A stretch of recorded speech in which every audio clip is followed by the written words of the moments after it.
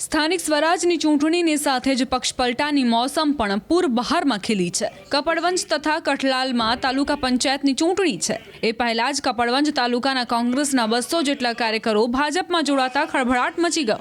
2 દિવસ પહેલા કોંગ્રેસે એવો દાવો કર્યો હતો કે ભાજપના 5 કાર્યકરો કોંગ્રેસમાં જોડાયા છે। જો કે એ દાવાના 2 દિવસમાં જ ભાજપ 200 કોંગ્રેસ કાર્યકરોને ખેસ પહેરાવવામાં સફળ રહી છે। નડિયાદ ભાજપ કાર્યાલય ખાતે યોજાયેલા આ રાજકીય ભરતી મેળામાં કઠલાલ તાલુકાના ચાલુ સરપંચ, પૂર્વ સરપંચ, તાલુકા પંચાયતના સદસ્યો, દૂધ મંડળીના ચેરમેન અને નાના મોટા કોંગ્રેસના હોદ્દેદારો ભાજપમાં જોડાયા। ભાજપનો દાવો છે કે કોંગ્રેસે જે 5 સભ્યોને જોડવાનો દાવો કર્યો છે તે ખોટો છે। આજની પરિસ્થિતિએ જોવા જઈએ તો કોંગ્રેસ પક્ષ પાસે કઠલાલ અને કપડવંજની અંદર તાલુકા પંચાયતની અંદર ઉમેદવારી કરવા માટે ઉમેદવારો દાવેદારો નથી, તો એમને ઘરે ઘરે જઈને જોરાએ દાવેદારો ઊભા કરવા પડે એવી પરિસ્થિતિ છે। ત્યારે 2 દિવસ પહેલા જ અમારા 2 આગેવાનો પૂર્વ ધારાસભ્યને મળવા ગયા હતા અને એમને પરાણે ખેસ પહેરાવીને પોસ્ટ મૂકવામાં આવી હતી। એની સ્પષ્ટતા પણ ગઈકાલે અમારા બંને કાર્યકરોએ કરી છે। ત્યારે કોંગ્રેસ આજે બિલકુલ મૃત પાય છે। ત્યારે કોંગ્રેસ દિશા વિહોણી થઈ ગઈ છે। એમાંથી એક પણ કાર્યકર્તાને અમે કોઈને ફોર્સ કરી લાયા નથી।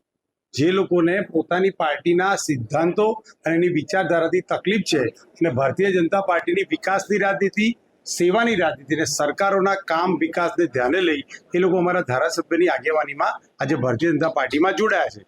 જો એ લોકોએ આ પ્રયત્ન ન કર્યો તો પણ ત્યાંના લોકો ભારતીય જનતા પાર્ટીના કામથી આકર્ષિત થઈને જોડાવાના જ હતા અને જો આવનારા દિવસોમાં આવા અનેક કાર્યક્રમો આપને જોવા મળી શકે છે।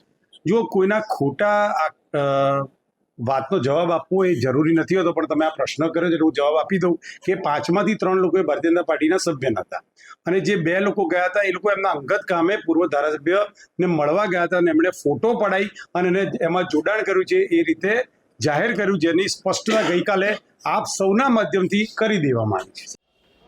સ્થાનિક સ્વરાજની ચૂંટણીની સાથે જ પક્ષપલટાની મોસમ પણ પૂર બહારમાં ખીલી છે। કપડવંજ તથા કઠલાલમાં તાલુકા પંચાયતની ચૂંટણી છે।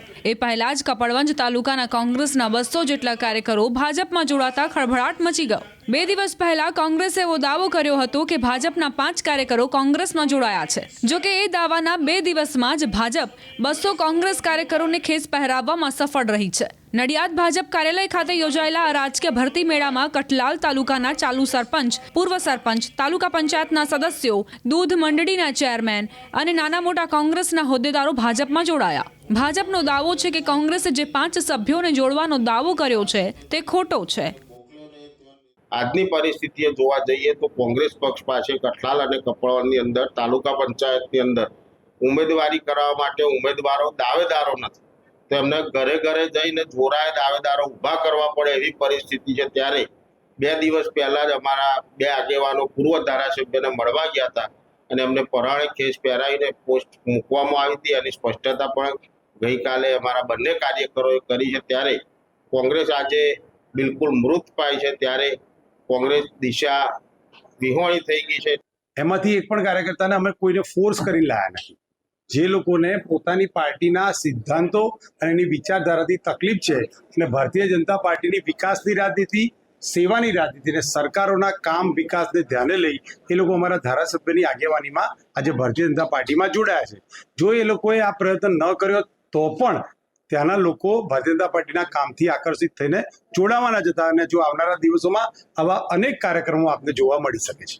જો કોઈના ખોટા વાતનો જવાબ આપવો એ જરૂરી નથી હોતો, પણ તમે આ પ્રશ્ન કર્યો છે એટલે હું જવાબ આપી દઉં કે 5 માંથી 3 લોકો ભારતીય જનતા પાર્ટીના સભ્ય નહોતા અને જે 2 લોકો ગયા હતા એ લોકો એમના અંગત કામે પૂર્વ ધારાસભ્યને મળવા ગયા હતા અને એમણે ફોટો પડાવી અને એમાં જોડાણ કર્યું છે એ રીતે જાહેર કર્યું, જેની સ્પષ્ટતા ગઈકાલે આપ સૌના માધ્યમથી કરી દેવામાં આવી છે।